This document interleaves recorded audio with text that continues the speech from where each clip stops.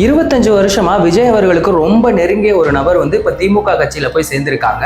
விஜய் அவர்களுக்கும் அவருக்கும் என்ன பிரச்சனை, என்ன சொல்லி திமுக கட்சியில அவரை சேர்த்தாங்க?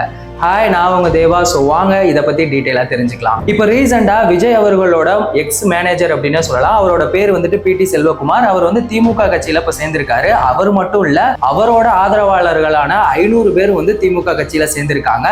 அவருக்கும் விஜய் அவர்களுக்கும் என்ன பிரச்சனை, எதுக்காக அவர் வந்துட்டு திமுக கட்சியில போய் சேர்ந்தாங்க? விஜய் அவர்களோட மேனேஜர் வந்து இவர் வந்துட்டு புலி படம் உங்க எல்லாருக்குமே தெரியும். அது வந்து குழந்தைகளுக்காக எடுக்கப்பட்ட படம். ரொம்பவே ட்ரோல் பண்ணாங்க அந்த படம் ரிலீஸ் ஆன டைம்ல. அந்த படத்தோட தயாரிப்பாளர் தான் வந்துட்டு இந்த PT செல்வகுமார்.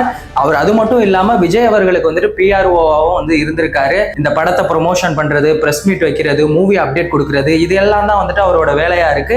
விஜய் அவர்களுக்கு ப்ரொமோஷன் பண்றது தான் அவரோட ஒர்க்காவும் இருந்துச்சு. புலிப்படம் வந்துட்டு ரொம்பவே தோல்வி ஆயிடுச்சு. அது வந்துட்டு நம்ம ஏத்துக்கலாட்டியும் அதுதான் வந்து உண்மை. அந்த டைம்ல ப்ரொடியூசருக்கு வந்துட்டு பயங்கரமான லாஸ் ஆயிருந்திருக்கு.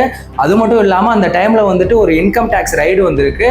அதுக்கு விஜய் அவர்களுக்கு ஆப்போசிட்டா வந்துட்டு இவர் ஸ்டேட்மெண்ட் கொடுத்திருக்காரு. அதனாலதான் அவங்க 2 பேருக்குள்ள வந்து பிரச்சனை வந்ததா வந்து சொல்றாங்க.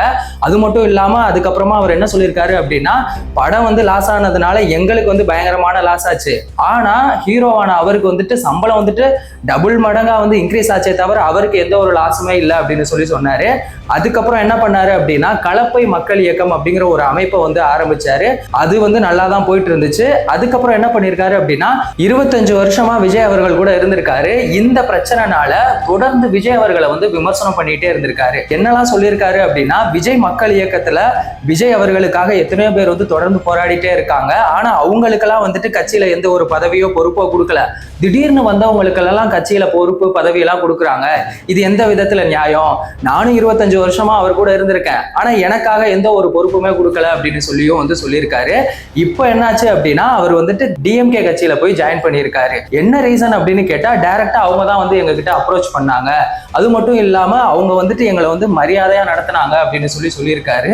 இன்னொரு முக்கியமான ஒரு விஷயம், என்கிட்ட இருக்க எதிராச்சல்ல உன்னை லைக் பண்ண வச்சுச்சு அப்படிங்கிற மாதிரி ஸ்டாலின் அவர்கள்ட்ட எனக்கு அவரோட தலைமை பண்பு, அவர் என்கிட்ட நடந்துக்கிற மரியாதையான விஷயம், அவருடைய செயல்கள், திட்டம் எல்லாமே வந்து என்னை ரொம்பவே ஹெவியா இம்ப்ரெஸ் பண்ணிருச்சு அப்படின்னு சொல்லியும் வந்து சொல்லியிருக்காரு. அதெல்லாம் கேட்கறதுக்கே ரொம்ப வேடிக்கையாகவும் சிரிப்பாகவும் இருக்கு. கட்சியில சேர்றதுக்காக நீங்க போய் சேருங்கன்னா டைரக்டா சேருங்க. அதுக்காக எதுக்கு இந்த மாதிரி எல்லாம் உருட்டிட்டு போய் சேரணும் அப்படின்னு தெரியல. அது மட்டும் இல்லாம இவர் வந்துட்டு திமுக கட்சியில சேரணும் அப்படின்னா, திமுக கட்சிக்காரங்க என்ன சொல்லியிருக்காங்க அப்படின்னா, நீங்க மட்டும் சேர்ந்தா போதாது, உங்களோட ஆதரவாளர்களையும் எங்க கட்சியில சேர்க்கணும் அப்படின்னு சொல்லிதான் வந்துட்டு சேர்த்திருக்காங்க. இப்போ வந்துட்டு ஒரே கல்ல 2 மாங்காய் ஆயிடுச்சு.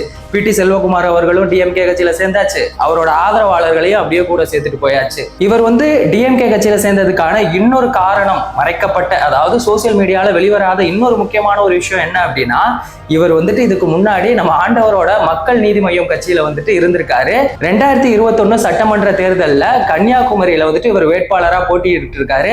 ஆனா அப்ப வந்துட்டு ஜெயிக்கல. 5வது இடம் அந்த மாதிரியான ஒரு இடம் தான் வந்து அவருக்கு கிடைச்சிச்சு. இப்போ உங்களுக்கு நல்லா புரிஞ்சிருக்கும் இவர் எதுக்காக வந்துட்டு DMK பக்கம் போனாரு அப்படின்னு. ஏன்னா ஆண்டவர் எந்த பக்கம் இருக்காரோ அந்த பக்கம் தானே இவரும் போய் ஆகணும். அதுதானே வழக்கம். அந்த மாதிரிதான் ஆண்டவர் வந்துட்டு இந்த குடும்ப அரசியலை ஒழிக்கிற அப்படின்னு சொல்லிட்டு டிவி எல்லாம் தூக்கி போட்டு உடைச்சாரு. அதெல்லாம் இப்ப நினைச்சா கூட ஒரு மாதிரி சிரிப்பா தான் இருக்கு. அப்போ வந்துட்டு நம்ம சில்லறையெல்லாம் சிதற விட்டோம். ஆண்டவர் இப்படியெல்லாம் பண்றாரு, DMK ஆட்சியை ஒழிச்சிருவாரு, ஏதோ ஒரு மாற்றத்தை கொண்டு வர போறாரு அப்படின்னு பார்த்தா நமக்கு ஏமாற்றம் தான் கிடைச்சிச்சு. அவர் போயிட்டு DMK கட்சியில சேர்ந்துட்டாரு. இப்போ அவரோட வேட்பாளரையும் வந்துட்டு DMK கட்சியில சேர வச்சுட்டாரு அப்படின்னு தான் சொல்லணும். அது மட்டும் இல்லாம விஜய் அவர்கள் வந்துட்டு இப்ப தாவேக கட்சியில இருக்கிறத பத்தி என்ன விமர்சனம் சொல்லியிருக்காரு அப்படின்னா, விஜய் வந்துட்டு ஒரு நிலவு மாதிரி, அது வந்து குறிப்பிட்ட காலத்துக்கு தான் வந்துட்டு பிரகாசமா இருக்கும், ஒரு காலகட்டத்துக்கு மேல அது வந்து மறைஞ்சு போயிடும். ஆனா உதயசூரியன் அப்படி கிடையாது, அது எப்பவுமே நமக்கு வெளிச்சமா தான் இருக்கும் அப்படின்னு சொல்லியிருக்காரு. ஸோ அவர் சொன்னதை பத்தி உங்க கருத்து என்ன அப்படிங்கிறத மறக்காம கமெண்ட் செக்ஷன்ல சொல்லுங்க. போறதான் போறீங்க, அப்படியே சப்ஸ்கிரைப் பண்ணி சப்போர்ட் பண்ணுங்க. வேறொரு வீடியோல வேறொரு கண்டென்ட்ல நம்ம திரும்பவும் சந்திக்கலாம்.